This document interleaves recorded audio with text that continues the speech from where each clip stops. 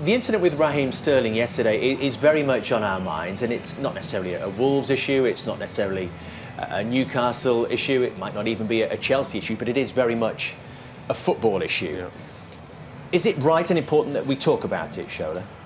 I think obviously it's not something that you like to see, but I think the way Raheem's gone about it, the fact that he's,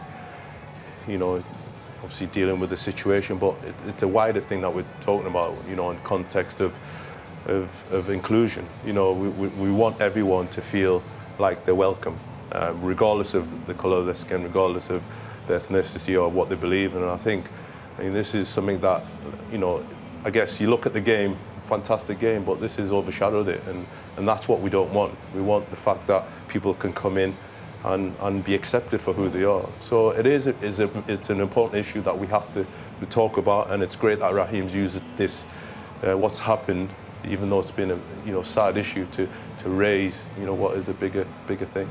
Gibbs White, of course, make headlines in the week as the first of the England Under-17 World Cup winners to start a Premier League game. Now, 10 of that side were either black or dual heritage, Matt.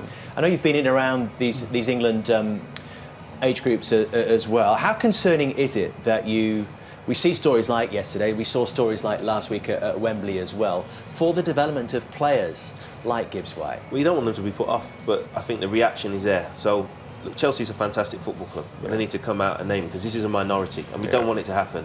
The banana skin coming on in the Tottenham Arsenal, we don't want to see it happen. And I think that the shock and the surprise to see it happening in our game still does show you that there is still a problem. It's very, very serious. But we want these young lads to come in. They're proud to, both of these players have, played for England. In Raheem Sterling, we've got Gibbs White going to play for England. He, racially abused, accusations there in the World Cup final. We don't want this to be put them off. Everyone's watching our game. We got the Premier League. All the clubs, is a fantastic brand out there sending the right thing. So look, the English game has done so much good. The British game, rainbow laces, all this, kick racism out, show race and red card, all the stuff. So that we didn't really, Shola and I, we received racial abuse playing abroad, but never really in England. But it has reared its head here. It'll be dealt with. People made an example of.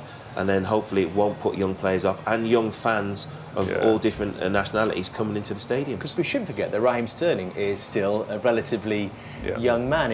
You both experienced it yourselves, and we were talking about it earlier. How did that affect you as a young person, Shola, above all that? Yeah, for me it was, I was raised, thankfully, in a strong family. But yeah, it's never nice, we mentioned for under-21s going abroad to these countries. I guess the ignorance, of the fact that, we have done so much in this country. Let's not, I guess, let things like this detract from how much has gone on in football and in sport in this country. But yeah, it can affect you personally, and I know it affected a couple of my teammates at the time. So it's important that, listen, these guys are under so much pressure already.